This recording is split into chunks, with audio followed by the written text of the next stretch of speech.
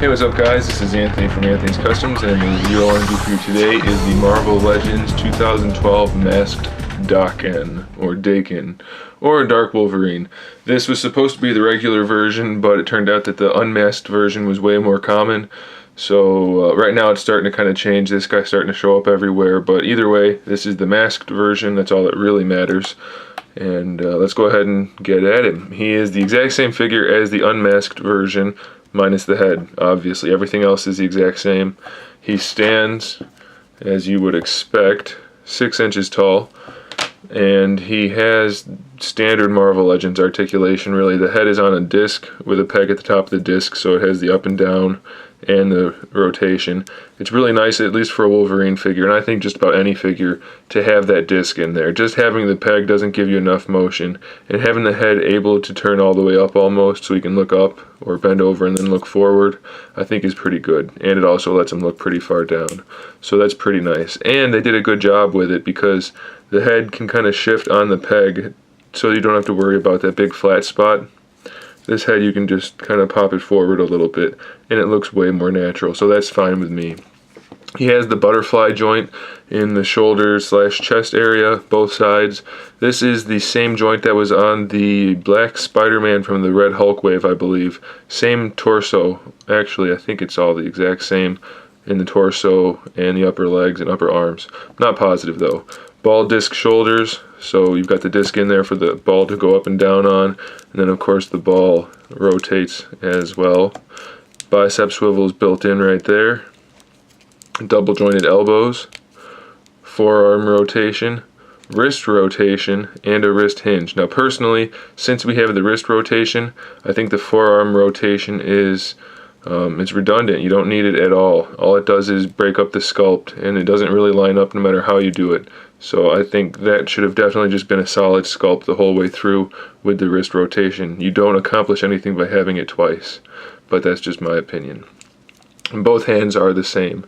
He does have the ab crunch. It's relatively effective. He can go back about 45 degrees, go forward even a little bit more, so that's nice. It is ratcheted, so that's pretty good. It's not the best looking ab crunch we've seen, but it's not terrible. It's alright. Only real problem is the line for the brown doesn't continue on, but that's not a huge ordeal, a huge problem. Just don't put it all the way back and you're okay. The belt is a loose belt. It's not glued on, which is okay. It doesn't impede the articulation at all because of that, but it's just kind of cheap looking. It's not horrible. I'm not really complaining about it. It's just something that might bother some people. I would rather it just be glued on one way or the other, but either way, as far as being a customizer, it's good that it's not glued on because you can just pop that right off if you want to. Either way, waist twist is still there. Y-jointed ball disc hips, so they have the disc in there to give you that rotation, and then you can spin the ball around on the peg inside at an angle. Then the thigh swivel is built in right there, just like the shoulder has.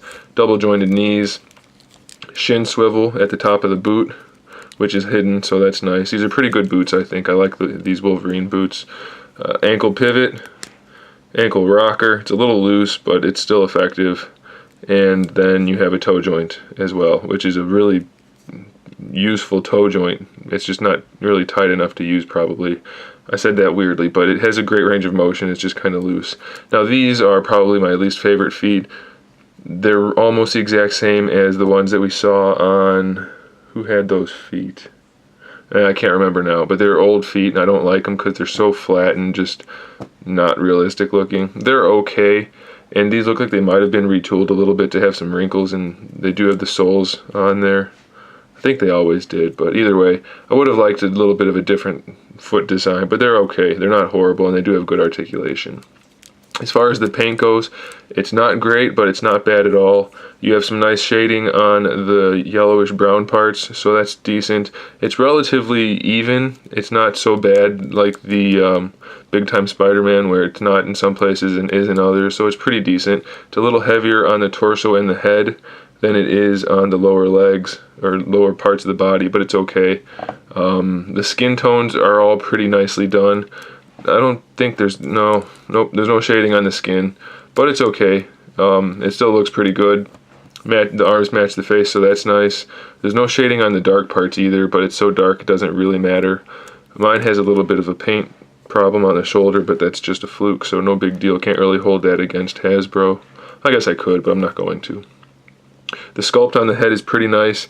It does seem a bit narrow for me, narrow this way, and then it's kind of long.